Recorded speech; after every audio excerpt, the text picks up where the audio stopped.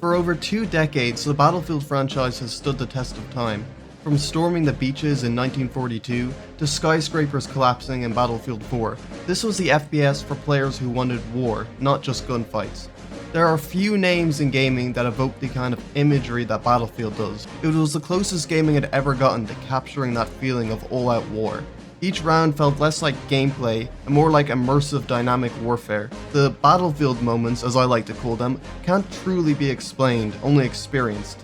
While other FPS games tightened their maps, narrowed their focus, and chased arcade-style speed, Battlefield went the other way while still incorporating its own sense of momentum. Instead of opting for an annual by-the-numbers, profit-driven release cycle, DICE focused on creating large-scale shooters that felt handcrafted, games made with ambition and actual intent. And while the series had its ups and downs, Battlefield was never a franchise that fully devolved into slop. Even its worst entries had something you could take away from it. They never truly damaged the core community. At least until now. But to truly understand the state of the franchise, we need to go back to 2016 with the release of Battlefield 1.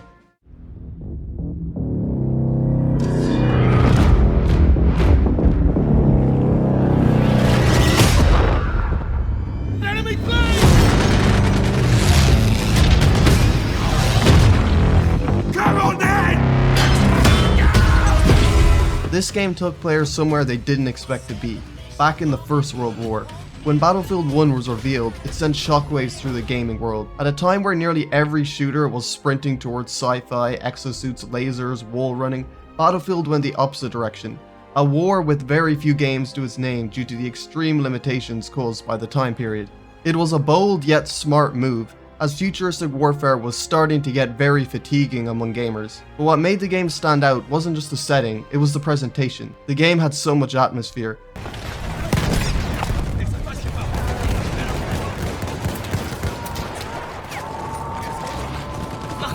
Yet somehow it still managed to deliver chaos and the high intensity fun in a way only Battlefield could. It wasn't just good looking, it was breathtaking. Every frame felt handcrafted, like it belonged in a war documentary. The lighting, the weather effects, the dust hanging in the air after an explosion, it all contributed to a sense of realism. It wasn't just about high resolution textures or particle effects, it was how DICE used them.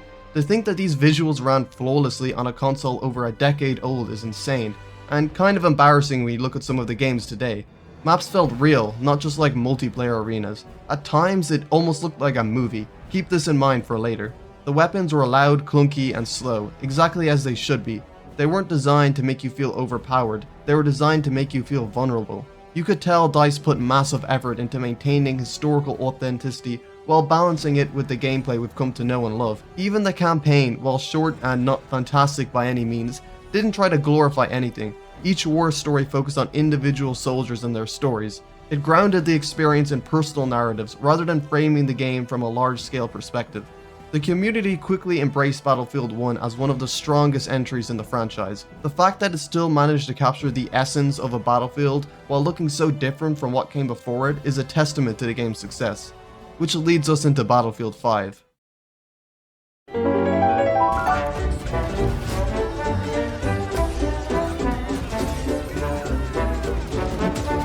A game that, on paper, should have been a slam dunk. The return to World War II, built on the same engine as Battlefield 1, developed by the same studio just 2 years later. So here's the thing, where Battlefield 1 honored its setting to the best of its ability, Battlefield 5 did not. It seemed unsure of its own identity, even from the first trailer. I'm just trying to figure out if this bridge was damaged from the war or if that's the period. Like, is this an apocalyptic steampunk period? I'm just trying to figure out what the hell is this. World War I, World War II? Is this like a sort of like a futuristic civil war in the United States? Is it Cold War era? I love. Because I feel like they're just they're running out of ideas. Also, there was clearly a political agenda baked into the game. Now let's be clear, players weren't mad that women were in the game. Battlefield 1 already featured female soldiers in the multiplayer. The trailer didn't feel like it was respecting history. It felt like it was trying to win an argument on Twitter. There was also a noticeable anti-male attitude coming from some of the lead developers in response to the backlash.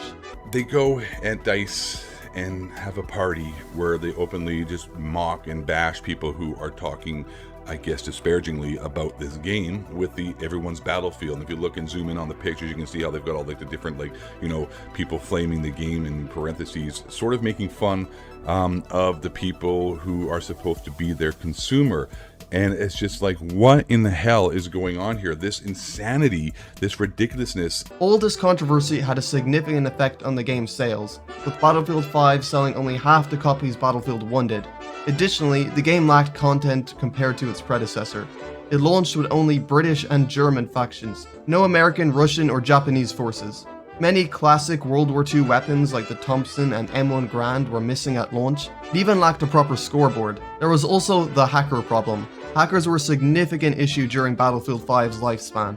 The anti-cheat lacked the real-time detection and aggressiveness of modern tools like Ricochet or Easy Anti-Cheat, and as a result, hackers ran rampant throughout the servers with little to no repercussions. And worst of all, blatant cheaters rarely got banned quickly because for some reason there was no in-game report option. You had to go through an external website. This pushed away a lot of longtime fans of the franchise. Battlefield 5's Firestorm game mode was another one of its misfires.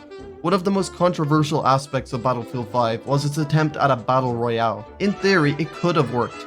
Huge maps, destruction, vehicles, squad-based tactics, that was already built into the DNA of Battlefield.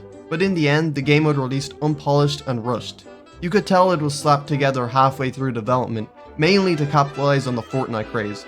But unlike Fortnite, you had to actually buy Battlefield 5 to access it, which pretty much rendered the mode dead on arrival. By the time Battlefield 5 had reached the end of its life cycle, the damage had already been done. A final patch in 2020 added a few weapons and maps, and that was it. While the core gameplay was solid, it was ultimately the external issues that led to the game's downfall. But by 2021, something new was on the horizon, a modern Battlefield. Had DICE and EA learned from their mistakes?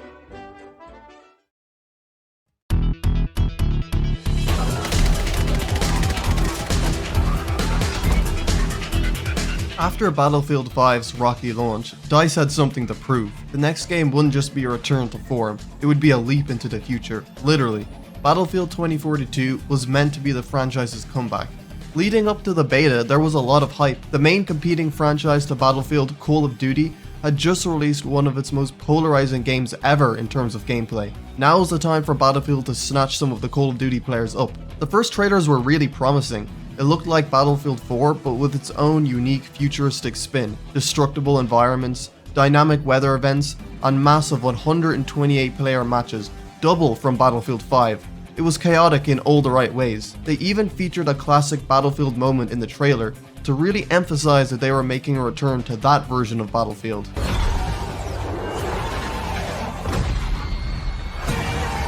Офигеть, он в стратосферу пошел. Дай рендезуху, дай рендезуху.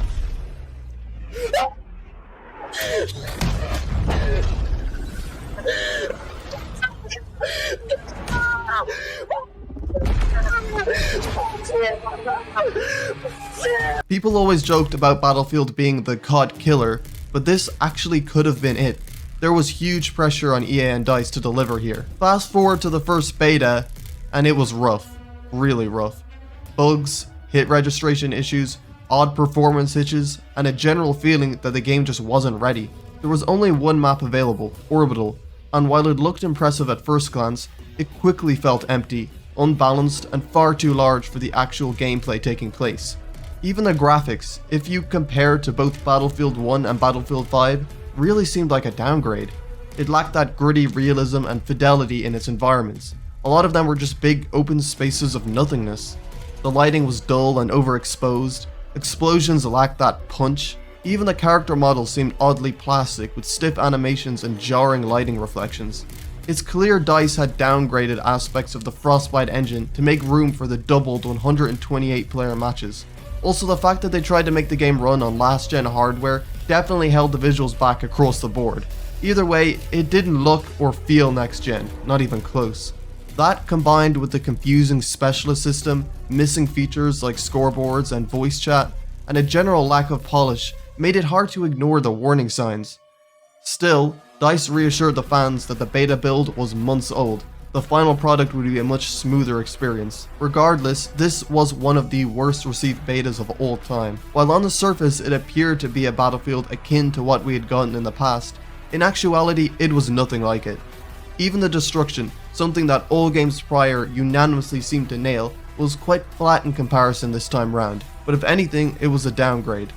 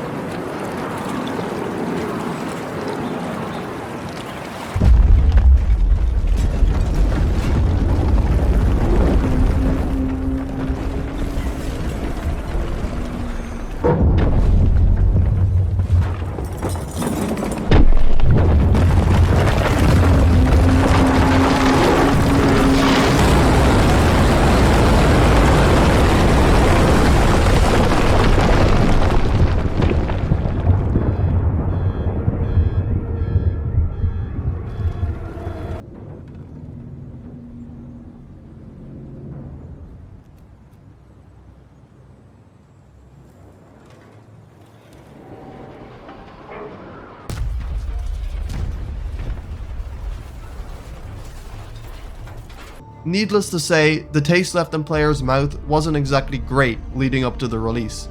So when the game finally came out in November of 2021, what launched wasn't just a buggy game, it was a broken one. It seemed very few of the issues brought up in the beta had actually been addressed.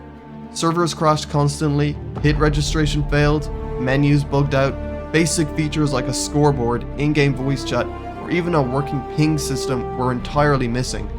It was completely an unfinished product. Even things as simple as UI navigation or managing your loadouts were sluggish and counterintuitive. Performance was a mess too. Frame drops, crashes, rubber banding, even high-end PCs struggled to maintain stability. And on consoles, especially last gen, it was even worse. Oh my goodness! Holy crap, I don't even know what I'm seeing! Now despite all that being said, you could look at the situation optimistically. Sure, the game was released as a buggy, broken mess, but that could be fixed in time. And when that does get fixed, we might actually have a killer game on our hands. However, sadly you would be wrong for thinking this, as the issues with Battlefield 2042 go far, far deeper than its technical faults. Where do you even start? Well, I suppose the specialist system is a good place to begin. Battlefield 2042 ditched the traditional class system and replaced it with specialists, unique hero-style characters with their own gadgets and abilities. In past Battlefield games, classes like Assault, Engineer, Support, and Recon had clear roles and limitations. This created a natural team synergy. You needed a medic to revive, an engineer to destroy tanks, and a recon to spot enemies. But with specialists, anyone could use almost any weapon or gadget, and thus class roles became meaningless. It undermined the need for teamwork and killed the identity of what made the class system so great. Being locked to certain guns with certain abilities not only increased variety on the battlefield, but also encouraged players to not just run meta every game like other games. Similar to the destruction, this was another aspect that no other Battlefield had screwed up in the past. In previous games, you could determine an enemy's capabilities based on their physical appearance and silhouette, but in 2042, since specialists weren't necessarily tied to their abilities, you could look like anyone while playing with anything. Additionally, the specialist designs were god-awful. In past Battlefields, the nameless characters you played as at least resembled actual soldiers. Not whatever these people are. They look more like they're LARPing as soldiers. And not to mention those corny one-liners. That's it? I'm ready for round two. I am not overconfident. I'm just better than everyone else. That was something, right? I find it really funny actually that they tried to make them look more rugged and worn down in a later update due to the Fortnite comparisons. In short, the class identity was ruined. Even after the immense criticism it received in the beta, DICE stuck to their guns and didn't return to the classic class system for the full release. And we all know the real reason why they did this. By forcing specialists instead of regular soldiers, it allowed them to sell skins for the specialists. It might also be the reason why they made them so awful looking, especially when a lot of the skins they sold resembled more regular looking soldiers. They were basically expecting players to pay them to play as a soldier in a Battlefield game. Moving on, the maps were another one of this game's greatest issues. However, unlike the specialist system, they weren't something that could be easily fixed.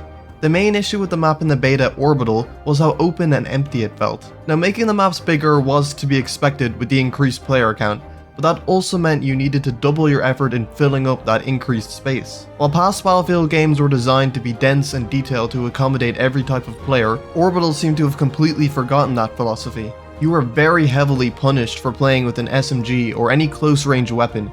90% of the gunfights took place at medium to long range, if you were even lucky to have a gunfight, because most of your deaths came from vehicles. Well, hello there, Mr. Tank. No, fuck. Without interiors, you had very little defense against anyone in a tank or plane. Huge chunks of the map were just long, large stretches of flat, featureless land, which meant you'd spend more time running than actually fighting. No cover, no interaction, no sense of battlefield flow. It was an empty space for the sake of scale. Every single time you got blown up by some tank halfway across the map because you had no cover or means to defend yourself, it was like, alright, time to run for another 3 to 5 minutes before I maybe get into an actual gunfight, or I just get blown up by another tank. What makes a good Battlefield map, or really any good map in general in my opinion, is one that accommodates a variety of different playstyles and weapons. A Battlefield game that can juggle every type of player while still feeling fair for each is a success in my eyes. Battlefield 1 did an excellent job at this. Take the map Amiens for example. The map managed to allow for snipers, vehicles, and CQB playstyles to coexist seamlessly. It featured plenty of long, narrow streets perfect for snipers and LMGs, but you could also easily be flanked from these positions by CQB players, so you had to stay aware of your surroundings. The map also contained wide, open spaces ideal for vehicles, but these are often surrounded by buildings that house both snipers and CQB players, making vehicles quite vulnerable if they push too deep into enemy territory. Finally, the map was filled with tight, densely packed, close-range areas for CQB players. The downside, however, was that the cover was limited, and could actively be destroyed with explosives, so positions that were strong early in the match could suddenly become death traps. See how beautifully it all works? It's almost like a game of rock, paper, scissors. Each playstyle can be effective, but equally it can be countered. Then when you look at Battlefield 2042, my god is it embarrassing. Because like, how do you screw this up so badly? It was never an issue before, and it makes me really worried for Battlefield 6. Sadly, all the maps had the same issue as Orbital. In fact, some of them were even worse. Like the map Hourglass, which I just straight up refused to play. I mean, just look at all that empty space. How is that supposed to be fun? Even after the rework, I just couldn't stomach it. Which yeah, they did rework the maps. A commendable, yet ultimately futile effort to undo the damage done. These counted as post-launch content by the way, which meant a huge chunk of time that could have been invested into adding actual new content was spent trying to fix the terrible maps. Instead of just delaying the release of the game by a few months and working on them then, they forced the game out when it clearly was not ready and just delayed Season 1. Yes, instead of actually providing content, we're instead going to dedicate time to fixing issues that shouldn't have been issues in the first place if you just delayed the release. I think even DICE knew they screwed up here. What are you doing? Making a mistake.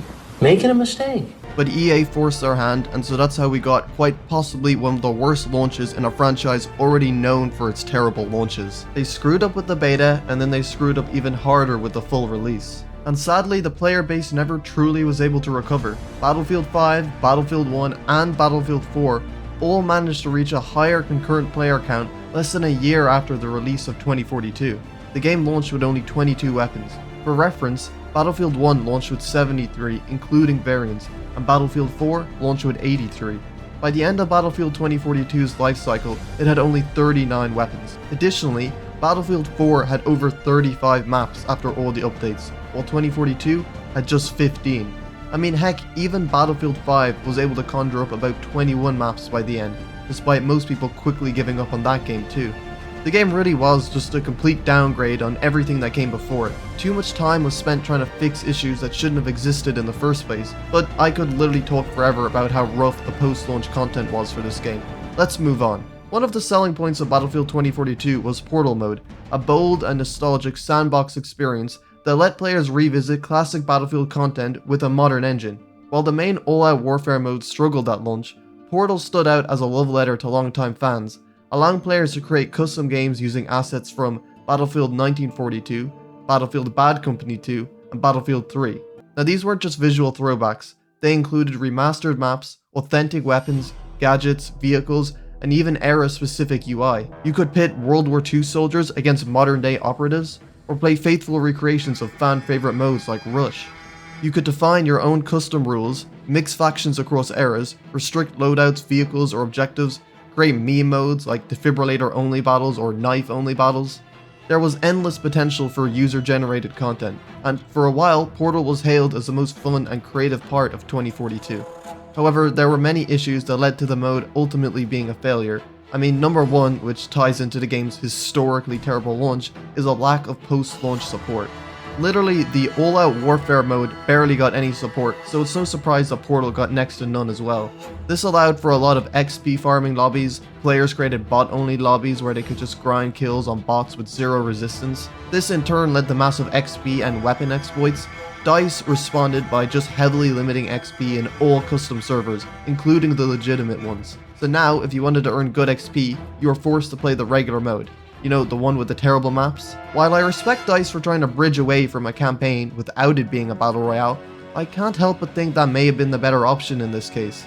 I mean, Warzone was already out and around its peak at this time. I wonder if DICE released a free battle royale alongside the launch of the game, if that could have saved it. And with it really being all but confirmed that Battlefield 6 will have a battle royale mode, it definitely makes you wonder how they will approach it a second time round.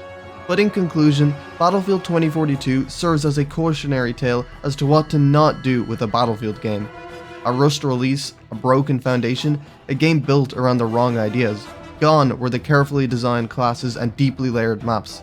In their place, specialists that destroyed the game's identity, flat open fields that punish close quarter combat, and a focus on scale over substance. And yet beneath all the missteps, there were glimpses of something better. The gunplay, while flawed at launch, definitely became better over the period of the game's life cycle, and the Portal mode was a great idea on paper. But sadly, effort after disaster doesn't always equal redemption, especially in this game's case. The truth is, 2042 will always carry the scars of what it could have been, because now the future rests with Battlefield 6, a game that promises to go back to what made the series great. Set in the modern era, squad-based, class-driven, and yes, even bringing in a new Battle Royale mode, as if to rewrite the mistakes of Firestorm. But here's the thing, at this point, hype means nothing. We've seen the trailers, we've heard the promises. Battlefield 2042 had those too. I mean, just look at the most liked comment on the Battlefield 6 trailer. What matters now is execution. Does DICE remember what Battlefield is? Let's not forget that the company who made many of those classic battlefields of the past is comprised of very different people now. The fact that this version of DICE released 2042 in that state with those maps, thinking it was a worthy product, really makes me wonder if they have what it takes to make a Battlefield that honors what came before it. And already seeing them price the game at $70 is quite ballsy after 2042, but we'll see if it pays off.